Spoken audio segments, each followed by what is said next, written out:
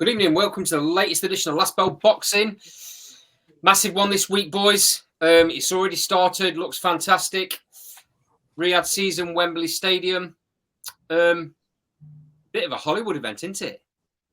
It's all glitz and glamour. Yeah. Looks fantastic. Every man and his dog are there.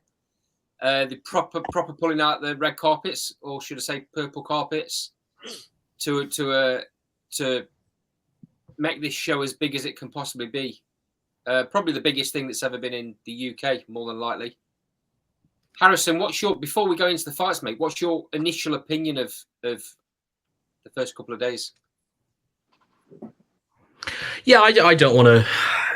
You kind of have to make sure that you take retrospective events prior and what will come in the future. But from where I'm stood and from a broadcasting perspective, it's the biggest sporting event in this country since the Olympics 12 years ago. And that's not to discredit anything that's been in between, but this event and the scaling and everything that we've seen in the build-up for Fight Week has just been quite extraordinary. To see all of these landmarks across the capital, like Trafalgar Square, the Guildhall tonight, Leicester Square, all these places getting filled up with carpets of lilac and purple and all this. It's just an incredible, incredible moment for boxing.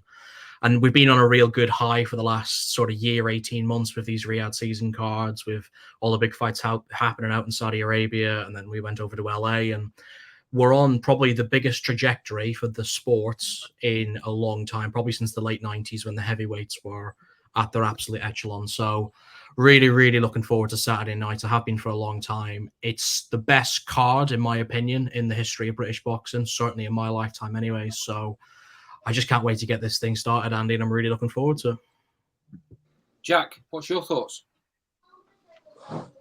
I just echo a lot of what Harrison just said. To see all the UK landmarks being showcased during Fight Week shows, the scale of how big this is to UK boxing. We've been on a high, and we seem to be We seem to keep getting these big cards from Turkey Al Sheikh. How long that will last, I don't know. But for the moment, I'm enjoying them, and I'm sure we got plenty more surprises to come on Saturday. Yeah, absolutely, mate. Can't echo enough what you've just said, to be honest, both of you. Darren Aston, welcome to the show. Cheers, mate. Good to be on. Eventually, mate, we got there, didn't we? Technical issues. Coming from somebody that is dreadful with technology, so we're here and we're recording, mate. That's about as good as we're going to get. So give me your thoughts, pal.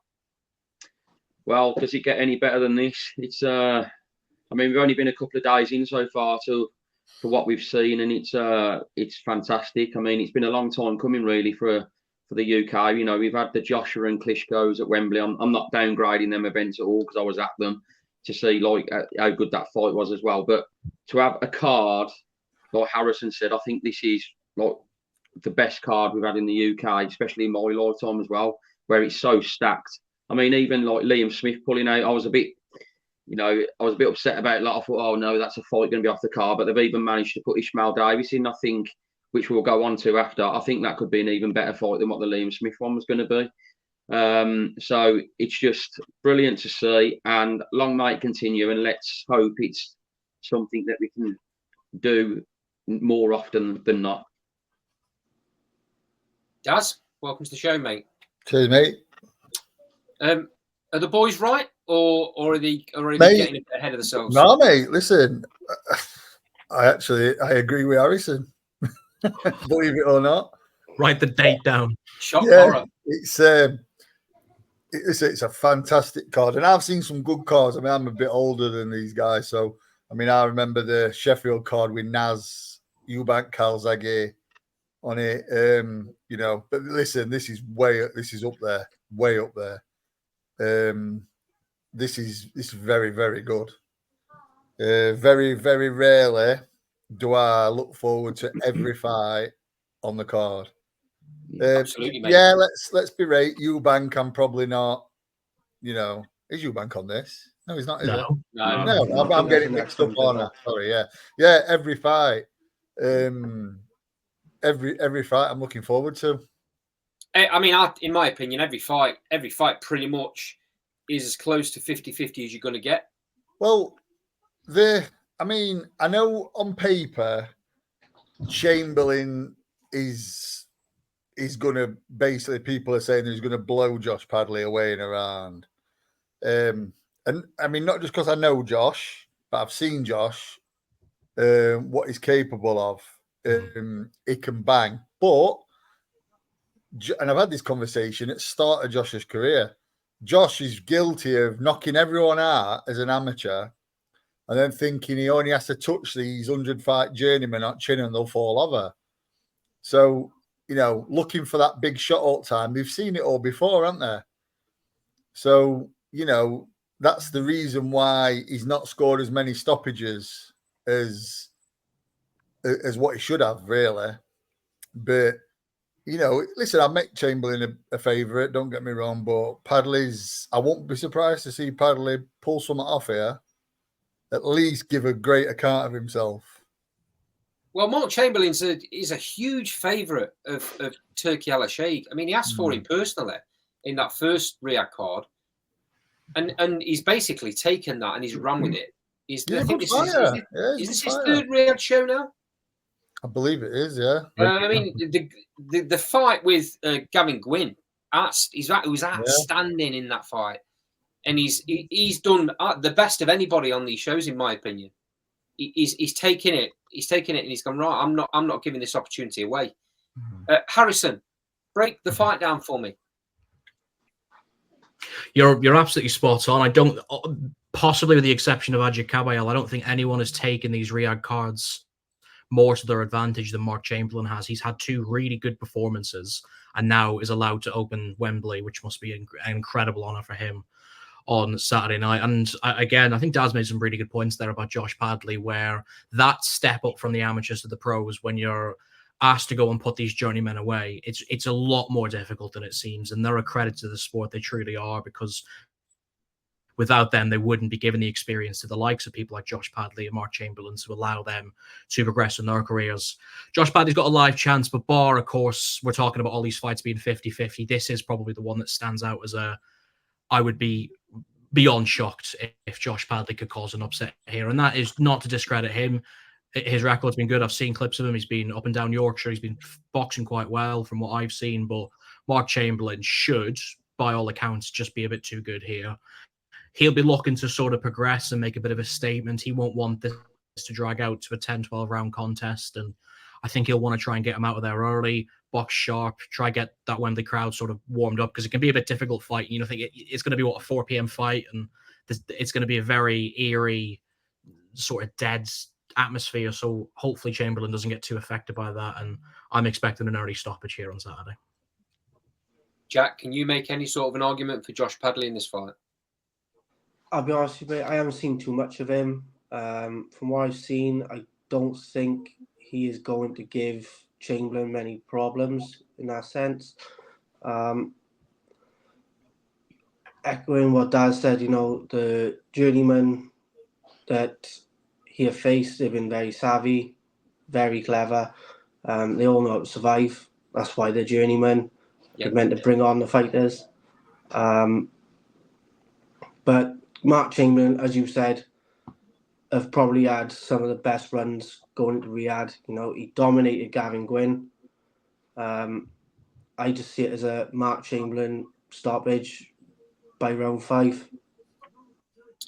I don't look at, when I look at records of fighters that have spent the majority of their career on small, I don't pay a lot of attention to them records, because Daz will tell you this. Journeymen make a career out of surviving, because it's very simple, lads. It's their job, and if they get knocked out, they're not allowed to fight for a certain period of time. They may have 2, 3, 4, 5 fights lined up after the one they're in. If they get knocked out, they can't fight. So their job is to survive. Give the up and coming fighter or the home fighter some rounds. Make it tough. But first and foremost, in their eyes, is I don't want to get knocked out. I don't want to get stopped. I don't want to get caught.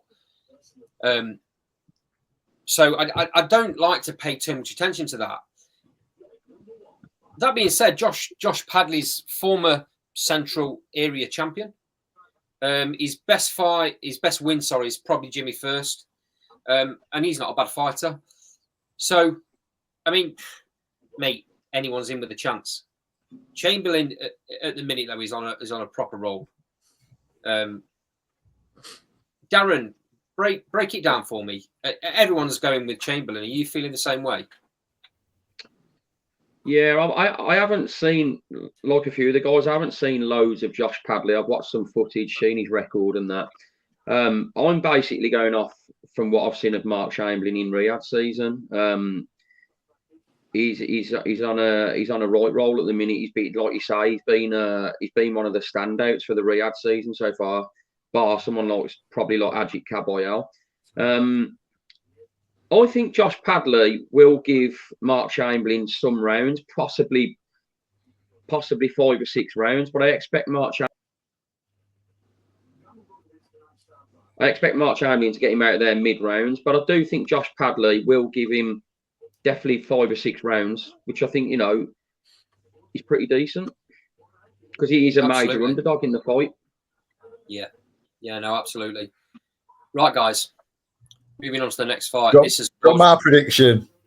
I thought you'd given me that at the start. No. Go on then.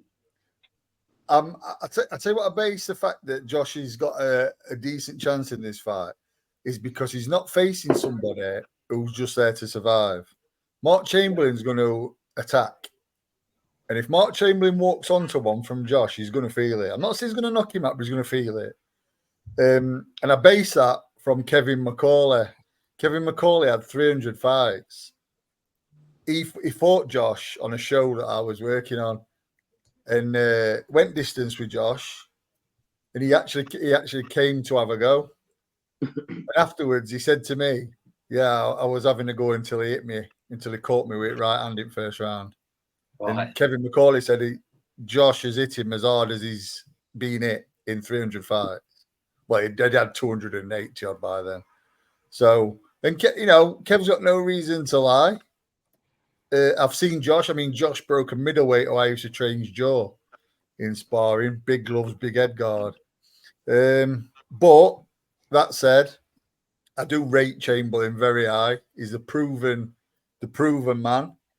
Don't think he'll have it all his own way, but I think around 8 rounds, I think Josh will probably be out of there. Okay. Moving swiftly on then, guys. I don't know what order these are on the show, so we'll pick them up as I think they're coming on. Josh Keller, Ishmael Davis.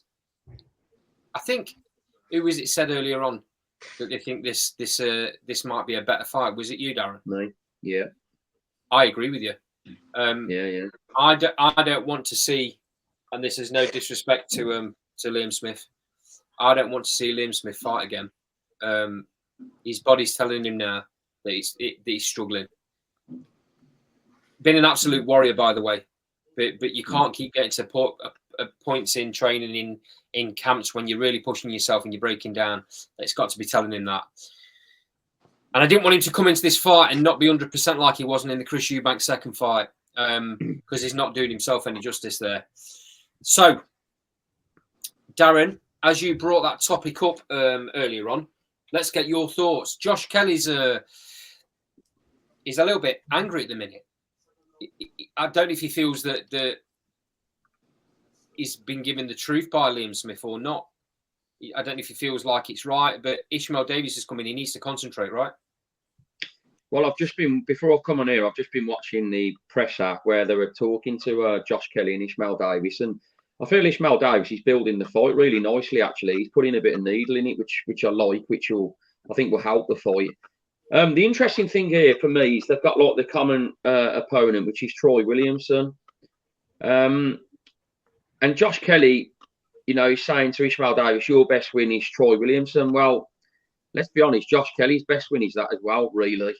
So you can keep saying that, but it works the other way around. But the telltale factor with that common opponent is Josh Kelly did probably deal with Troy Williamson. Well, he did deal with Troy Williamson better than Ishmael Davis, but Ishmael Davis still did unanimous decision him. But I really think this is going to be a very, very close fight, and I'm probably edging just towards Josh Kelly, but I don't think he's going to have it all his own way, and I even think it could be something like a split decision to Josh Kelly. Sorry, mate. I wasn't being rude then, but I just figured out how to bring Orkan on the show. I'm really chuffing myself. Orkan, welcome back, mate. So quickly, before we move on to the rest of the guys on the Josh Kelly, give us your quick prediction for Mark Chamberlain, Josh Padley, please. I haven't watched Josh Padley, so I go what I seen most with Mark Chamberlain, and I posted in the chat. So I think Mark Chamberlain wins on stoppage round 8. Okay, great stuff. Daz, moving on to you. Josh Kelly, Ishmael Davis. Is Josh Kelly taking this too lightly? No, not at all. I think it's. I think that it's been accepted by Josh Kelly shows a level of his confidence in himself, because this is a tough substitute. Absolutely is. I know that they're both saying your best win with Troy Williamson. Josh made the point yesterday saying he beat a better version of Troy. He says that Troy was a bit faded when he fought Davis. I'm not really buying into that, to be fair, because I think Troy's still a very good fighter. I'm a little bit. I mean, listen, I'm going to back Josh Kelly here to win on points, because I think he's going to be hard to get to. I think Josh is going to show Ishmael the respect he deserves. I just think he's going to show him plenty of movement, plenty of angles, and I just think he's going to outbox him. I do think that Ishmael will have his moments. I think he'll have his successes, but I don't think I can see Josh winning this be about 3 to 4 rounds. To be fair, maybe even wider. But I think Josh will just, just his game plan. Josh's would be the same as what it were for Liam Smith anyway. So he can stick to the same game plan. Right. He's ready for that. Ishmael, this talk of him v Junaid Boston, he's going to have to hunt Josh Kelly down for me, and I think Josh Kelly's just going to be too sharp and too quick. So I think Josh Kelly on points. Harrison, what does Ishmael bring different to the table than Liam Smith? Youth, exuberance, a bit of power that we probably haven't seen from Liam Smith in some time. Prospect, future, really, I suppose, is the best word to bring out of that. The loss of Liam Smith really brings an ultimate gain that this sort of welterweight scene can move on from fighters like Liam Smith, because do we really need them? I think this is an unbelievably good replacement, personally, and I actually think that Josh Kelly's in massive trouble here. And I do pin it down specifically to that Troy Williamson fight last time out of Ishmael Davis, because what we'd seen from Davis before that was this sort of power mechanic, sort of aggressive, hard-hitting fighter, which is good in its own right, but we needed to see a bit of discipline from him, and I think we really did in that Williamson fight. There was times where he was asked to just learn to box, to fight on the trade, and he took all of that in his stride really well. Josh Kelly's been on a good streak the last couple of fights, but the problem is they've been very, very low-key, both in terms of opponent and publicity, so there's that going for him. We know he oozes confidence, Josh Kelly, and he believes in himself more than any of us do. But I just think this is tailor-made for Ishmael Davis to take a really big opportunity here, to be honest. He was meant to be fighting in Manchester in a couple of weeks' time, which is a shame, but he obviously isn't going to be rescheduled to fight twice. So this is a perfect opportunity for him. I really like this fight, and I'm going to take what the bookies and quite a lot of people think is an upset, but I think Ishmael Davis is probably the better fighter here. And I think that youth is going to tell him. I think that he is going to wear him down and get a really good points victory here. Jack, Josh is got skill in abundance. But to have that, you've got to have a lot of good movement and you've got to have a really good engine. He's carrying a lot more weight than he used to. Can he do that for 12 rounds? Well, whether he carries the stamina at this weight is still yet to be seen. And I think the replacement of Ishmael Davis is definitely a bigger banana skin fight than Liam Smith. I think Josh Kelly could struggle with the switch hitting of Ishmael Davis. It's whether Ishmael can time the speed for me and put it on Josh. He has to push him against the ropes. But I am going to back the underdog, and I think he's going to take it on a split, Ishmael Davis. I mean, the only kink in Josh's armour has been the David Avanesian fight. And David Avanesian properly put it on him. But you've got to listen to a little bit about what is being said about Josh in that camp and that fight. And apparently he wasn't himself. He got a lot going on. But he folded in that fight. There's no two ways about it. And I think that's the only way to beat him. I think you've got to put it on him, and you've got to put it on him, you've got to put it on him. You're going to take shots coming in because he's so quick, he's so skillful. It's whether you can break him down and whether you can push him to a point where his engine won't take it any longer. And like you've just said, Jack, we don't know whether he's going to carry this weight. Håkan, let's have your breakdown, mate. I think Ishmael Davis, I think Darren Asman said that Ishmael Davis is a better opponent than Liam Smith. But it's on a short notice, and that he accepted the fight. He was in camp for the fight on October 26th. So Ishmael Davis will be in form to fight Josh Kelly, but is the weight now is he good at that weight? It's difficult to judge when we haven't seen him in the middleweight. So, but I saw Ishmael Davis in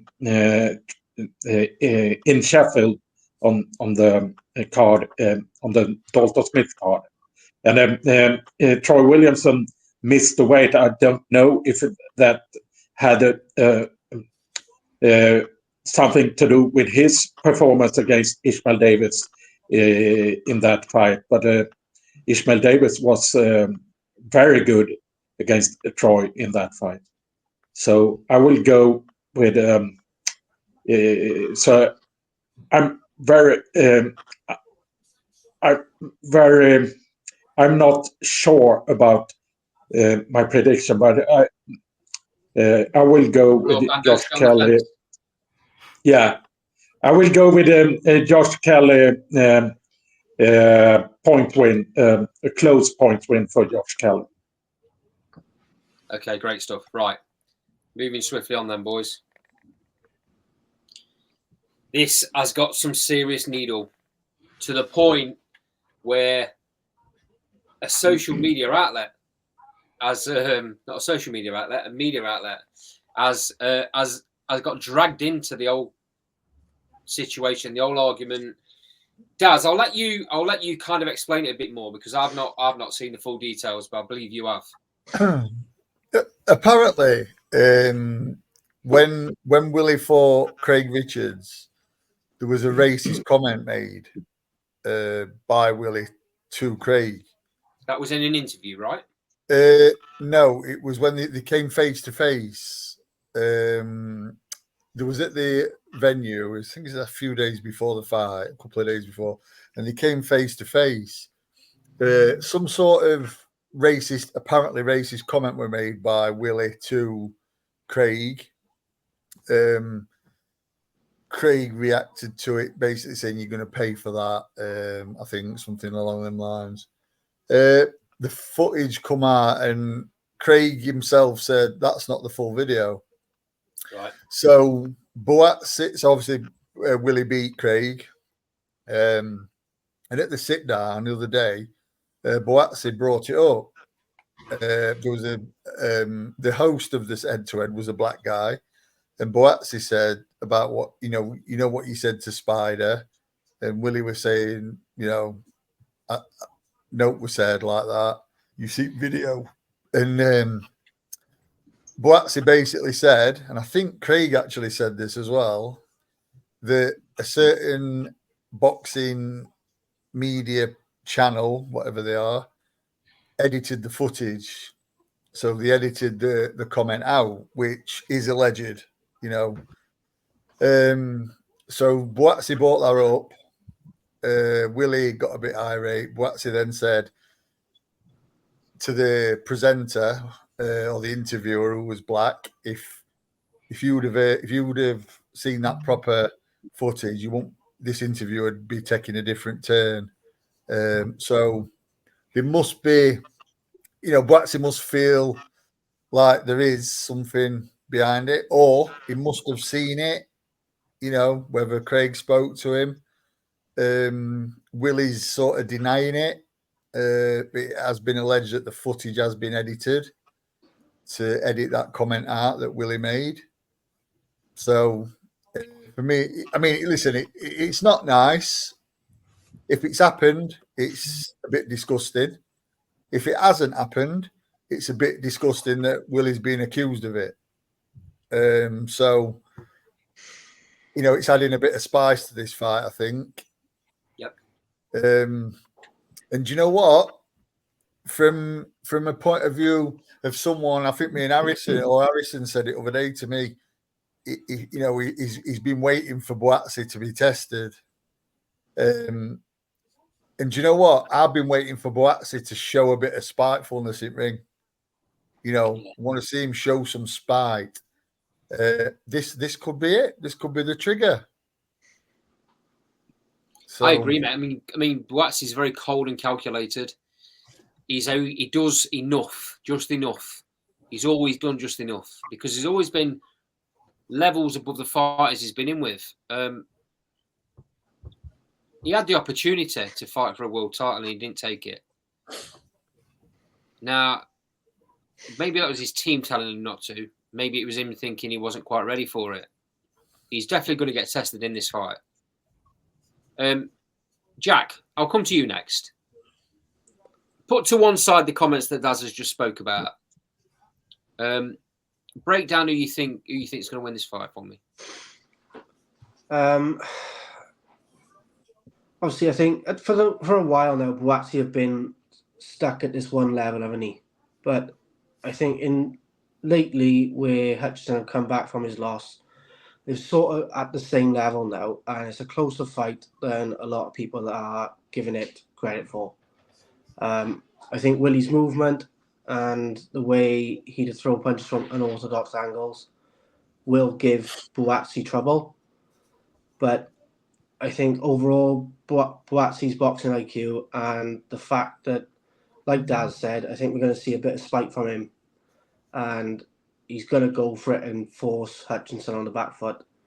I see Boatsi grinding out a points victory. I don't see Hutchinson giving him too much of a bother later on in the fight. I think by the mid-rounds, Boatsi will have figured out Hutchinson and started grinding down.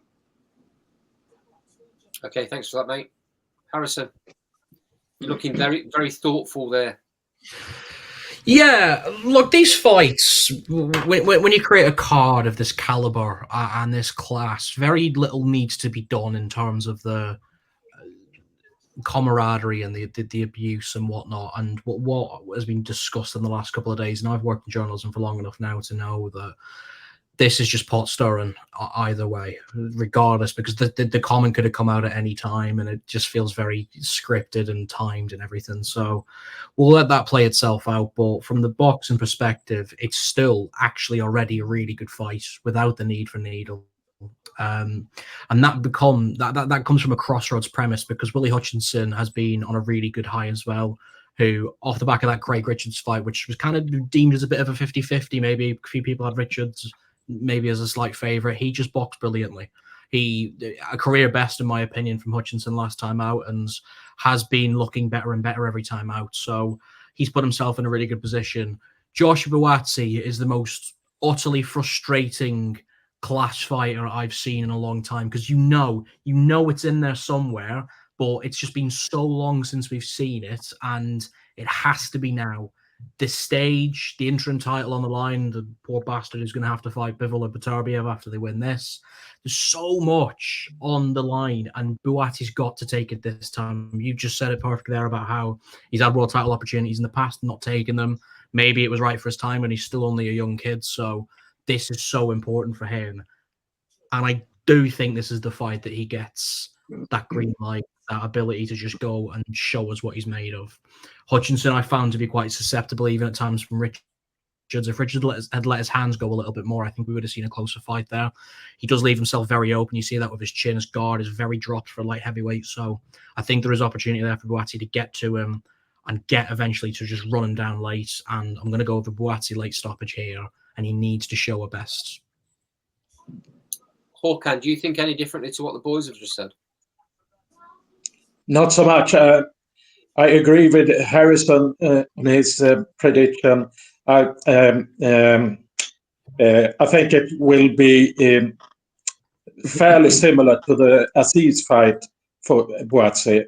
I think he will break him down from the middle rounds and maybe not win on stoppage, but I think he will win on a fairly clear points decision, like he did to Dan Aziz. Okay. Darren, Joshua Buatsi is a frustrating character. You can tell Harrison said it. I think that all the lads have said it. The skill's there, but he seems to be stuck at this interim level, just below the world, getting a shot at the world title. He seems, I don't know whether it's a mindset thing. I don't know whether it's moving promoters or what, but he was the golden boy at Matchroom for quite some time. They were pushing him. He was going to be the next big thing. And then all of a sudden it went quiet. Eddie Hearn's not normally wrong. I give him stick at times, but he builds fighters. He picks fighters. It seems to work. He seems to know the formula that works. Is this Buatsi's time, as Harrison said? Is this his time to show what he's about? Well, there's no bigger stage to do it than where he's fighting on Saturday. I mean, 96,000 people, a massive viewing audience. He's got to start showing it now. I mean, his last fight against Dan Aziz, it was a good win. Can you criticise it? Yeah. Again, at times he didn't always show what we believe we can see from him. For me, a little bit at times, when he does do a little bit of trading, he's a little bit like sort of stuck in the mud. He stands on the spot and trades rather than moves about a bit for me. Yeah. But this is the perfect opportunity for him. I like this fight. I like that there's a bit of animosity with it again. Willie Hutchinson's playing a blinder, winding Buatsi up. I think it's a very good fight. I think Willie Hutchinson is going to cause Buatsi some problems. And I don't think Buatsi's going to have it plain sailing, but I do expect Buatsi to get a points win here. I mean, Willie Hutchinson's win last time against Craig Richards. We know Buatsi's beat Craig Richards as well, albeit a younger, bit fresher Craig Richards in 2022. But it was a great performance last time with Willie Hutchinson. I didn't think he'd win that fight, to be honest with you, but he did. But yeah, I think it's going to be pretty, I wouldn't say close, but I don't think it's going to be all plain sailing for Buatsi. But I do expect him to get over the line. But I don't think he's going to be showing as such as what we probably think he can do. I think he's going to get over the line with a points win again.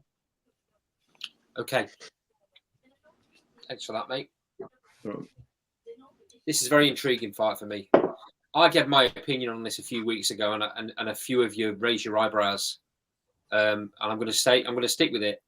And I will say before I do that I've always been a big fan of Josh Warrington. The guy's a proper warrior. But the way he fights, eventually that style catches up with you. It caught up with him last time out against Lee Wood. I predicted that was going to happen as well, because Josh's style is just, he don't change his style. He never has. And when you're a fighter that has to take a shot to land a shot, or take a shot to land a few shots, that's great when you're younger and your chin is fresh and your engine's at its peak. My opinion on this fight is that Anthony Kakachi punches too hard. Josh is going to stand in the pocket like he does, and he'll have lots of success earlier on in the fight, but I think he gets caught. I'm disappointed this isn't for the IBF title.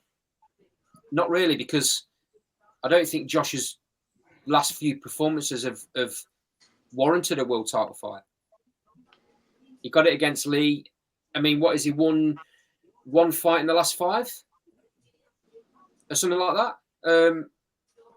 So I can see why the IBF have not sanctioned this as a world title. Anyway, that's my opinion. Harrison, let's hear what you've got to say. Yeah, I'm not disappointed that it's not for the IBF title, but I am disappointed with the IBF, and I made that quite clear in the week. The way that this has been handled with the public. We've since learned that Warrington knew from the get-go that this wasn't going to be for the IBF title, and that they were trying to work around the sanctioning laws to get it to be for the world title because of the whole event that it is, but didn't get through in time. But to leave it to the fight week to then announce that it's not is just something that can't go on in the sport, and it's really angered me. It's wrong. You can't start promoting fights to be for world championships when they're not going to be, and they were never going to be either. If there was a chance that, say Warrington was 8 with the IBF and they could have just snuck him in like the UFC do sometimes, like, fair enough, I would have been all right with that. But the fact he wasn't ranked, isn't ranked, it's just such a frustrating situation to be in. Still for the lesser IBO title for wherever that's worth, but that's the politics side of it. The boxing side of it, it's a really good fight. And I've never been more confident that a super featherweight fight's not going 12 rounds, because styles make fights is the famous saying that we have. And wow, this could be a right tear up. There's very good potential for this to be fighting by the main events. Like you said there, Kakachi is a banger. He really has punched well. He's carried himself up to 130 pounds excellently. And since then, it's just been brilliant. The way he broke Joe Cordina down was beyond impressive. You could have maybe made an argument for being the favorite for that fight. Cordina had no business being down at 130 at that stage in his career, but that aside, Kakachi did what he had to do. Josh Warrington, like you said there, in my eyes, he's a British boxing legend for what he's done in the last 5 or 6 years for the sport, and some of the unbelievable fights he's been in with Lee Selby, Carl Frampton, Kid Galahad. Galahad fight wasn't so good, but what he's been able to do has just been pure class. Massive fan of him. He's a good friend of mine. But you can talk at your heart and your head as much as you want to, but you have to talk your head on this one. And I do think Kakachi's probably timed this really, really well. I think Warrington's a live wire for as long as he's in there, but I do think that just the durability and the performances in the last few fights, it's set up really nicely here for Anto Kakachi to go and just get a really good win, I think, here. Warrington will give him so much trouble early on, but I can see him tiring out in those middle rounds. Kakachi should just get on top of him. It's going to be highly aggressive from around 5 and 6, and then shouldn't take much more than 8 or 9 rounds to get him out of there. Thanks, mate. Jack, Josh Warrington's moving up to super feather. Does that give him that little bit of extra that he was maybe lacking in the wood fight?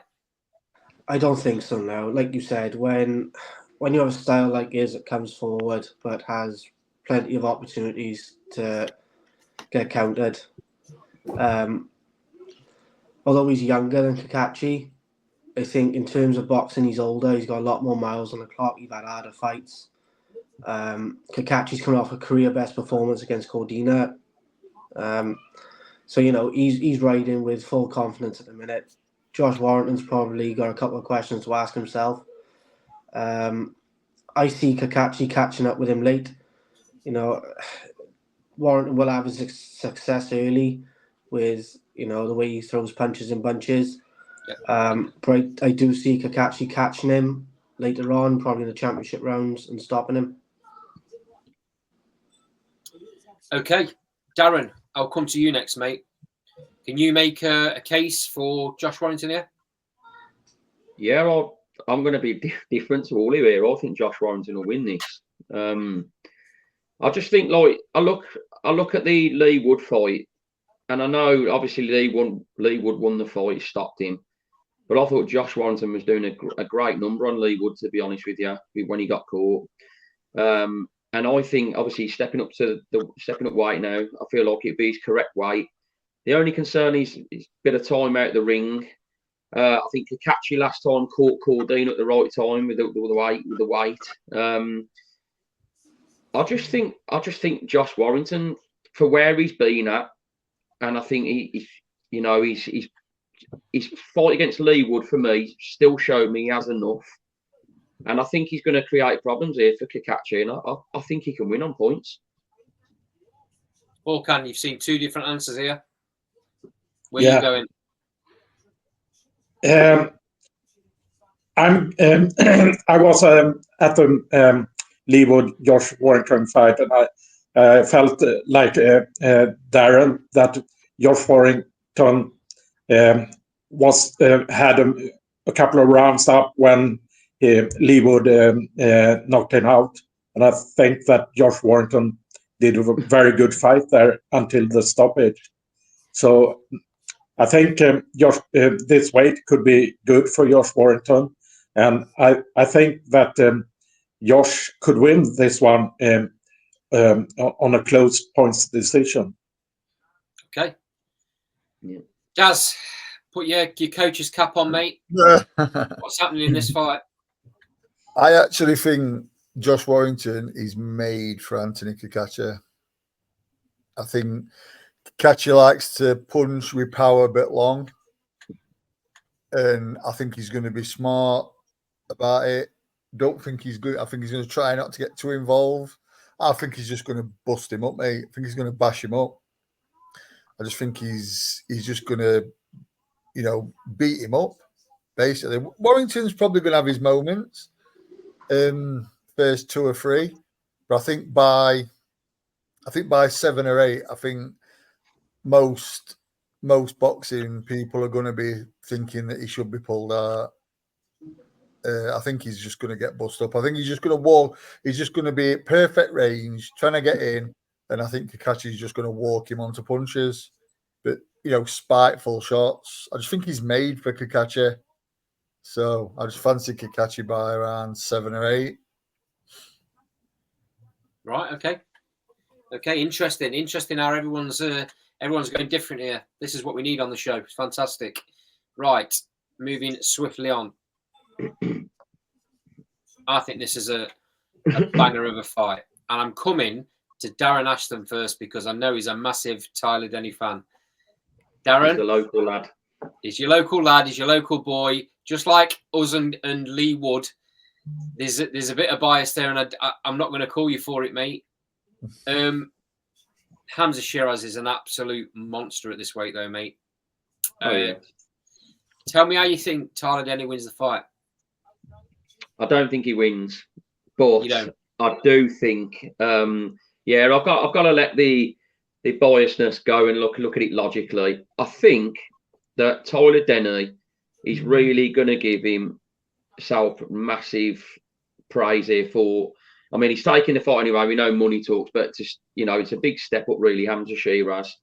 But I do think he's going to put on a real creditable display. I think Hamza Shiraz, we know what he's about. He can bang. I mean, he's on a great run himself.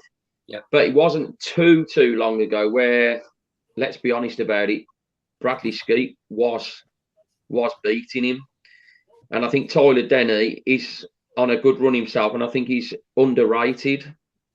So I think that he will lose this fight, but I think it will only be on points. I can't see Hamza Shiraz stopping him. I think Tyler Denny will stick in there, and I think he will put on a real creditable display and lose. I wouldn't say close points, but I think he will be able to go the distance with Hamza Shiraz. Okay. Håkan, let's say your opinion, mate. I'm a big fan of Tyler Denny too. Have met him a few times at ringside on boxer shows, but I think Hamza Shiraz is too good for Tyler Denny. And I think Hamza Shiraz wins on a late stoppage. But I hope Tyler Danny wins, but I don't think he can win this fight. Daz, Hamza Shiraz is absolutely massive at this weight. I don't think he can hang around much longer. I don't know how he makes it now. Break this fight down for me, pal. Mate, I'm a massive fan of Shiraz. I've been from his pro debut. For me, listen, I like Tyler Denny. Seems like a really, really nice guy. Yeah. Honest pro, deserves success. But if he, if he's going to come out, is he going to be negative, defensive minded? Is he going to come out and, have a go? Listen, I just think Hamza Shiraz bashes him up. I think his level's above him. I don't like to say it because I like Tyler, to be fair, but I just think Hamza Shiraz is a very, very good fighter, special fighter in the making, and I just think he's going to beat Tyler Denny up. I think he's going to work him out and just take him out around 8 or 9. Okay. Harrison? Yeah, no one on this card for me is more deserving of this opportunity than Tyler Denny. I think that it's brilliant that he gets this opportunity I think he'd have looked at that first River Wilson Bent fight a couple of years ago, and you'd have thought, there's nothing left here. We're kind of just sort of going to stick him around and let him get battered by a couple of better British middleweights. But he's put a really good record together. You think, he's beat Bradley Ray, Brad Pauls, he's beat Macaulay McGowan, won the European title, was beating Felix Cash before that fight got stopped. So the momentum he's bringing in here does make him a real life danger. And from his own perspective, he's gonna feel really confident, and he's got a good camp around him, and he'll probably have plenty coming down from the Midlands with him. He's well supported, and we've seen that in the past. So I think he'll believe he's got his own live chance here. Unfortunately, Hamza Shiraz is special, and I mean world level special. In my eyes, he's the next British world champion. Because of the way that the middleweight division is at the minute and the landscapes of everything else in between. He has been near flawless his entire career. And the Amma Williams fight last time out kind of just verified that, because that was the real test. Like, if he can get this yank out of the way, this real sort of hot shot who a lot of people have hyped up, then we'll really start taking him seriously. And Shiraz's technical ability is flawless. How he makes the weight is anyone's guess. He's absolutely massive. He's a super middleweight in the making. He's probably a light heavyweight in the next 5 or 6 years. But for now, the ability to fight at this level, get that European title, and probably force a mandatory. I think he might already have one with the WBA. So just got to keep continuing in that frame. And I think Shiraz will probably stop him. Not to discredit Denny. I think he's a good fighter. I think he probably will have bits of success. But if Shiraz gets in a rhythm early, I think he'll get a mid to late stoppage here, Shiraz. Jack, the predictions are all one way, mate. Hamza Shiraz, in my opinion, has only had one wobble in his pro career. That was the Bradley Skeet fight. He was very lucky. He was very, very lucky in that fight. But it was a big learning curve, and he's kicked on massively since. Break down your opinion on the fight. Do you give Tyler Denny a prayer? I don't. The only way I see him winning, he has to get inside the pocket of Hamza Shiraz. But, as you've seen with the jab of Hamza prior, he can knock you down with it. And I can see after the first couple of rounds and Hamza got comfortable with Tyler, he'll be picking him apart. And by round 8, I can see Hamza Shiraz stopping him. But he's been the underdog before. He's beaten plenty of people he was meant to lose against. So I could be wrong. I like him. I like his story. It's great. But I think he's coming up against someone special in Hamza Shiraz. Yeah, I mean, I can't go against anything any of you've said. It does look massive, and I agree with Harrison. I think he's the next British or English heavyweight champion, middleweight champion. He's huge at the weight. I just hope that he gets that title shot before it becomes a point where he can't do the weight anymore, because it won't be long. Yeah. Anyway, moving on, boys, to what proves to be an absolute firefight. I'm going to come to you first, Håkan. Take your time, mate. Break the fight down. I'm really interested in everyone's opinion on this because I don't think it's clear cut. Håkan, I'll have you first, mate. Yeah, I think Daniel Dubois could make some good rounds in the start. I think Anthony Joshua will break him down from midway of the fight. I think Anthony Joshua wins on a stoppage, round 8. I think it could be a couple of rounds in the beginning that we don't. I don't think we'll see. I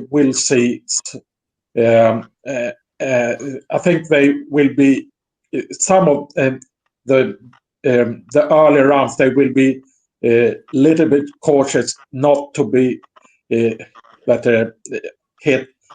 and I think from round 5, AJ taken over and stoppage from at round 8. Okay, Darren, let's hear what you have to say, mate. Well, again, this is a very, very intriguing fight. There's a few things for me really here with Anthony Joshua that you sort of like we don't know still under Ben Davison. Whereas you've got a puncher in front of him like Daniel Dubois. How does he react when he gets hit on the chin? Whereas you look at his fight since he's been with Ben Davison, he hasn't had them problems. So hopefully Daniel Dubois will be able to test that. And it's the powers of recovery with him as well. That's another thing. Like, you know, how does he handle the pressure with someone like Daniel Dubois coming at him, throwing the big shots?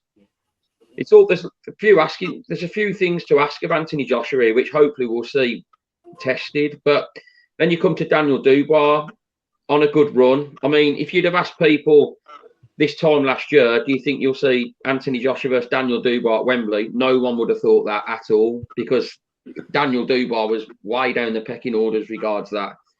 But he's here, and, you know, fair play to him. He's actually the world champion, as we know. But for me, Daniel Dubois is another one. Like, the questions of him is when Joshua starts putting the pressure on, will he go into his shell? This is the thing we haven't seen for a couple of fights now, where he's handled that a bit. But when he's got someone like Anthony Joshua who punches in front of him like the way he does, how will he handle it? But I think the way it will be handled is, I think it's who lands first, but I think Anthony Joshua will land first. I look at Daniel Dubois against Hrgovic, the first 2 rounds. He ate some big shots. I don't think he'll be able to eat them shots against Joshua. If he can eat them shots, which is the big if, he stands a chance, because when Joshua won't be able to put him away, if Daniel Dubois can take the shots, how will Joshua handle Dubois coming back at him when he can't put him away? Will he start thinking, how am I going to put this guy away? But I think Joshua, when he starts landing, I don't think Dubois will be able to cope with it. And I think he will actually land early, and I think he'll take Dubois out in 4 rounds. Okay, 4 rounds. Wow. Okay, Daz, there's been a bit of drama in the last 24 hours. Maybe fake news, maybe not fake news. We don't know. No, I don't think it is, mate. I think Don Charles has been poorly. He's had a bit of cold, so he made the decision to obviously keep away for a week, as to not pass anything on. Listen, I think this is going to be probably one of the most one-sided heavyweight title fights I've ever seen. Really? Yeah, I really do. A few factors. One Darren mentioned, obviously, the right hands that Dubois were eating off Hrgovic. You can't take. There's no ifs. If he can take them, he can't take them. He gets it off Joshua, he's asleep, or he's in serious trouble. Yeah. And Joshua will finish him. Joshua's a very good finisher. Yeah. Joshua also punches in good combinations. The other point is as well, and I would say that I think Dubois and his team will have probably tried to address that in this camp, that right hand trouble. But I know for a fact Ben Davison will have thought of that. So Ben Davison will probably be working on the left hand, because that's what I would have done. I would give him the credit for, listen, they're going to tighten up on that, so let's work the left hand. That's what I would do. The right hand's always going to be there if you set it up. I just think Joshua's also got this thing is where does Joshua go if he loses? What does he do? If he loses to Daniel Dubois, is there any interest in any other fight with him? Are we going to really want to see him v Fury? Probably, but it loses a bit of sparkle for me. Yeah.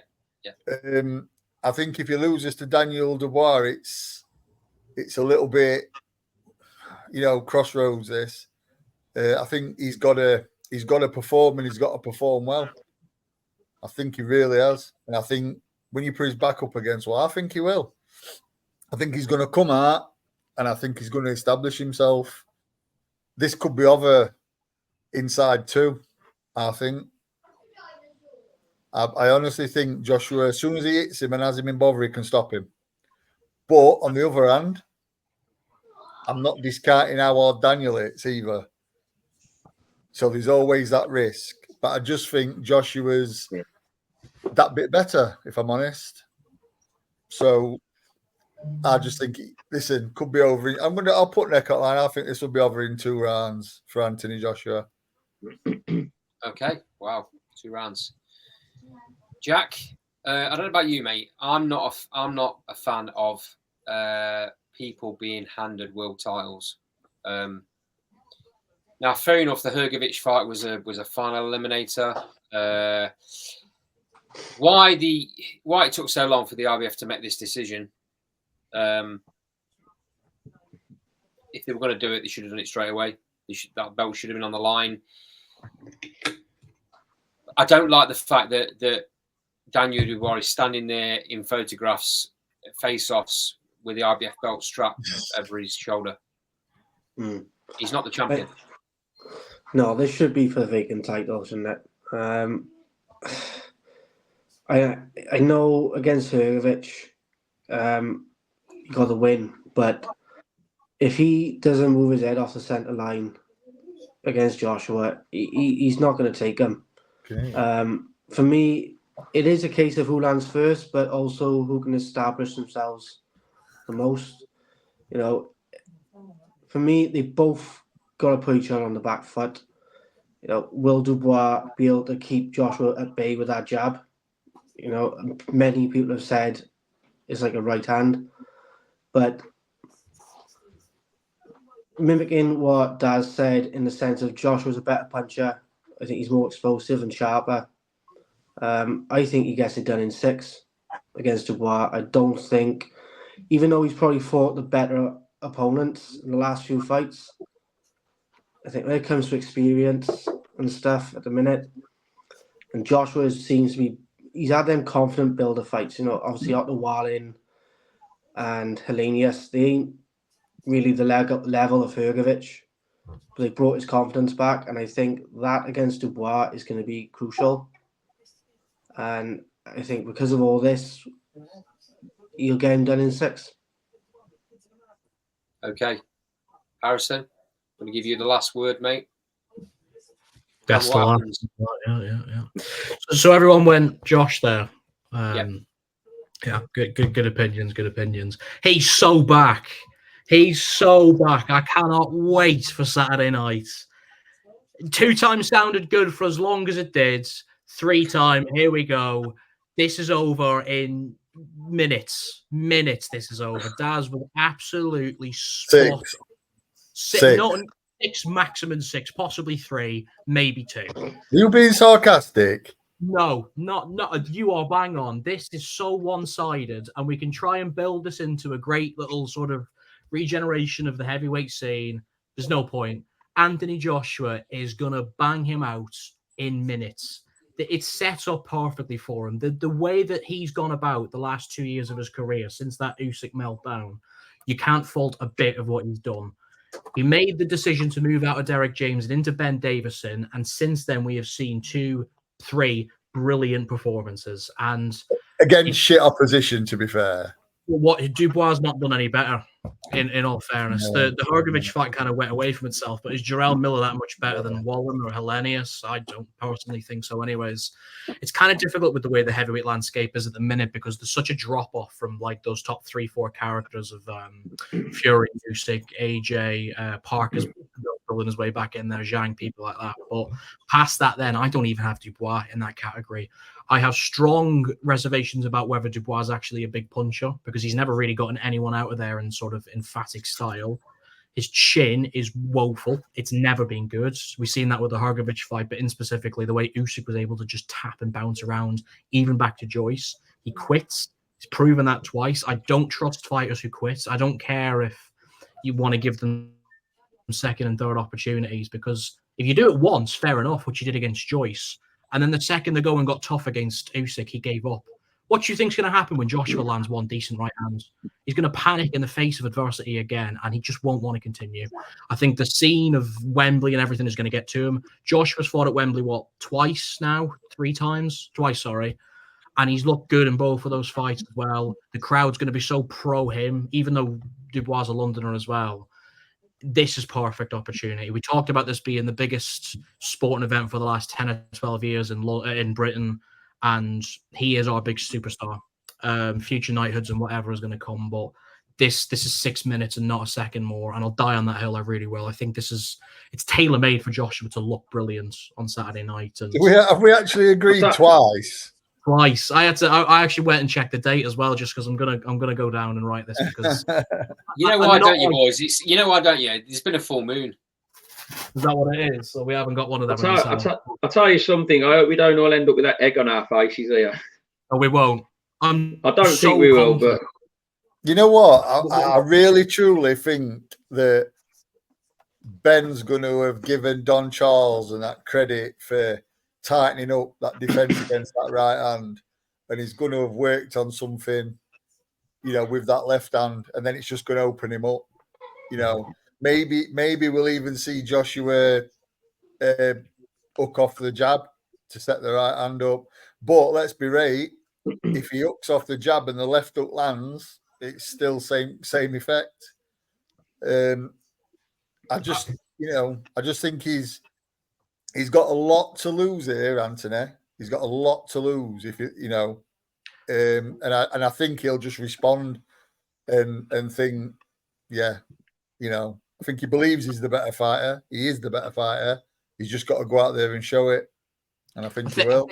Just to put a bit of due balance into this, the best way Dubois can go about this fight is that my fear is that Joshua's going to go aggressive from minute one because that's the style Ben Davison's adapted into him. And that's a spot on point about the left hand because Don Charles is a good defensive fighter.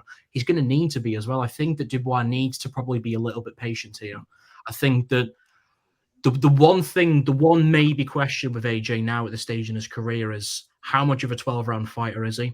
Because in the main Franklin fight, in those last couple of rounds, he did kind of just start to sort of flatten out when he didn't do anything. He didn't need to, but he wasn't ever going to get the knockout. I was there in London that night, and I was convinced that was going 12 rounds from like the 6th onwards. So maybe if there's an opportunity for Dubois to see if there's a bit of wear, if it's a flat fight, I don't think it can be, but say it is a flat fight, maybe Dubois can take advantage with you on his side, but I can't see any other outcome than Josh getting it early. Let's be honest about it, though. If they both were swinging from the get-go and they didn't land in, say, 4 or 5 rounds, both of them being muscle-bound like they are, both of them will be gassing. Dubois will be gassing as much as AJ as well. Yeah, the big boys aren't muscle-bound. Yeah. Absolutely. Okay. I'm going to play devil's advocate a little bit. I do think, don't get me wrong, lads, I do think AJ wins the fight. I think he's a switch has flicked in his head under Ben Davison. Ben's very, very good at getting the right reaction from fighters, and he's definitely got that from Joshua. I think Daniel Dubois is massively improved. Massively improved. Ergovic has not looked great. Don't get me wrong, and I don't think Ergovic is a fighter that people made him out to be. But